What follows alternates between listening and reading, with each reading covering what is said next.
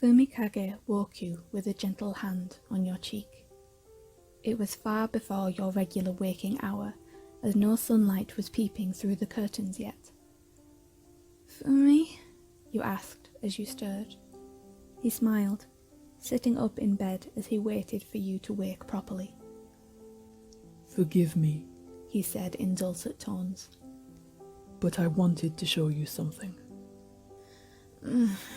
Can't it wait? Fumikage was an early bird. You were not. Not exactly.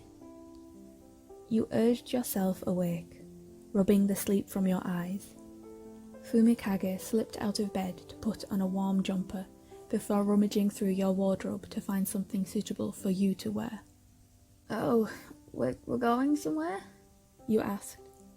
It was too early. On the other hand, this was out of the ordinary for Fumikage, so you were willing to humour him. You switched into the warm clothes he offered you.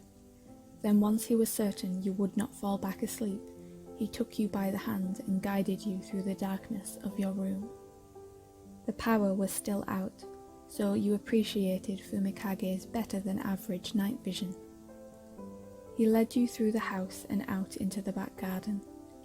You had a wooden bench that always sat on the porch, but Fumikage used dark shadow to carry it into the middle of the garden, where nothing could block the view. On a morning like this one, I wanted to show you how much beauty there is in the darkness. Fumikage sat down and offered you his hand. You wondered what he planned to do. This early in the morning, the air was bitterly cold, and it was so dark that you could hardly see. "What are you up to?" you asked, slipping into the seat beside him. He wrapped an arm around you, letting you lean into him for warmth, then pointed upwards. Only in darkness can you truly see your place in the universe. You looked into the sky. With the whole area out of power, there were no invasive street lamps, no glaring lights through open curtains, no neon signs or powerful floodlights, no clouds. Looking into the sky, you could see an entire cosmos. You recognized the usual constellations, but there were thousands, if not millions, of softer stars surrounding them, only visible in the lowered light pollution. You gripped Fumikage's hand, your mouth slightly ajar from mesmerization. You tried to think of something to say, but the grandeur of the night sky took your breath away. Fumikage looked at you, a swell of pride in his chest from making you speechless. You needn't fear the dark, he reassured you softly, looking up at the sky. The darkness and the uncertainty of what lies there can be terrifying, but it can also be beautiful. You stared into the night sky, smiling as you let Fumikage's words reach you.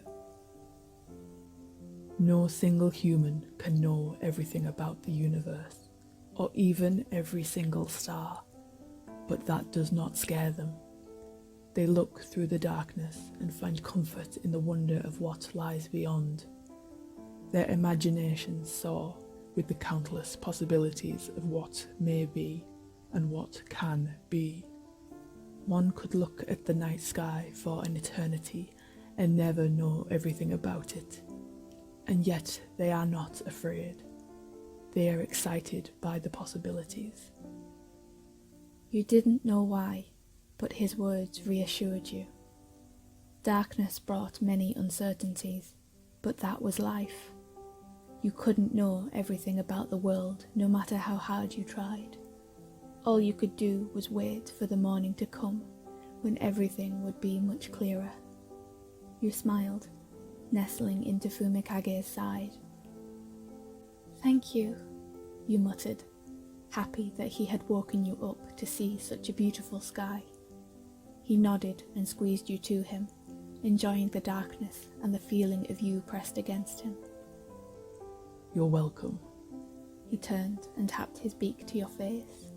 a sort of kiss that the two of you had devised to accommodate his beak. But that doesn't mean I won't come running should you need me in the night. The two of you stayed that way for a long time, nestled into one another in enough layers to keep you warm. Eventually, the stars disappeared from the sky, and the sun made its way to daybreak. You smiled, seeing the glow of a new day. "How beautiful," you muttered, unable to take your eyes away from the horizon. Fumikage hummed approvingly, his eyes too focused on you to notice the sky. "Yes," he agreed. "Beautiful."